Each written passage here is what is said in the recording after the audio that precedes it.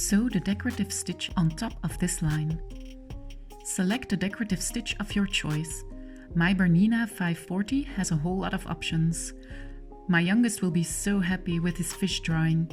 Ever since her classroom symbol is the fish, it's her favorite animal, of course. Adapt the length and width accordingly. For this stitch, I feel like 9 mm long and 5 mm wide is perfect. Start sewing!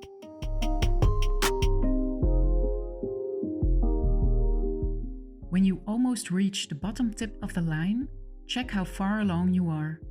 If you need only one more drawing, just tap the triangle button and the machine will sew only one more drawing, one more fish in my case. Then you can lift a foot and change direction.